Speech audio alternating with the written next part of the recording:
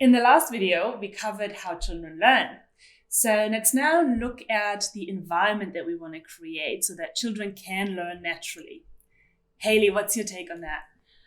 Well, I visit a lot of little scientist houses, and they all have co-constructed environments. And for me, it's that feeling. It's that feeling when you walk in that atmosphere where children are engaged, you feel that they are allowed to go and explore and take things at their own pace. It's a feeling where the educator is not always the centre of attention, that other children can lead and can take different roles. It's a really great atmosphere. So that's connected to what you said at the beginning when I asked you what it means to you, so that every child has time and space to explore their own why questions. That, and also the centres that I visit are very, very different. I visit centres that are attached to schools and have a more school-like atmosphere. I visit centres that are definitely just lots of different settings and lots of different services, but all of them have that one thing in common, which is that atmosphere.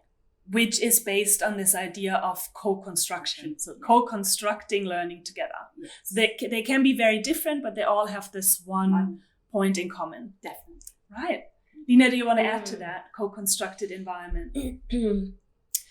I guess, that to develop that feeling in a sort of a practical way, and again, coming from that neurobiological perspective about having invitations for children to come and play and to explore, we're talking about providing lots of different sensory opportunities without, like you say, an educator being that center of the attention and needing to drive the activities. So just allowing children to explore multiple sensory activities with each other, with educators, being able to continually work on whatever it is they're wanting to work on. I love the idea of having this, under construction space where we can take something that we were working on today and hold on to it till next week when we're back again.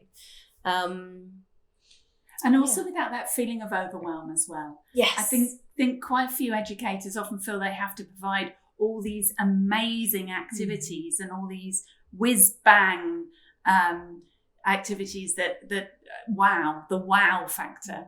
But actually, you can get as much quiet science and enjoyment out of watching the water drip off your fingers as you can looking at something that has to be demonstrated because it's so big and important and impressive. Yeah. And it also quite often, actually, in most cases, just develops naturally, right? Children explore the world and they automatically have all these questions that they want answered. Or not even, I just want to explore them. So actually, when you just said that, I remembered something that just recently happened. I visited a friend of mine. She has a young daughter. I think she's 18 months. And we were sitting on the floor, chatting, my girlfriend and I. And the little one discovered my water bottle. There was only a little bit of water left in the bottle. And she just grabbed it and started exploring it. And so my adult mind goes off, I'm sure she's going to be interested in the water and she's going to want to know how the water comes out of the bottle maybe, or what it does in the bottle and all these things. And I was really close to showing her the water in the bottle and, taking the bottle away from her and demonstrating something. But then I thought, no, wait, let's think of, our education approach. Let's not do this. And I just watched her do it. And she did something completely different. She just started drumming on the bottle rather than actually discovering or exploring the water that was inside. So I think that's also a really, really important understanding that it's not necessarily about us as the educator.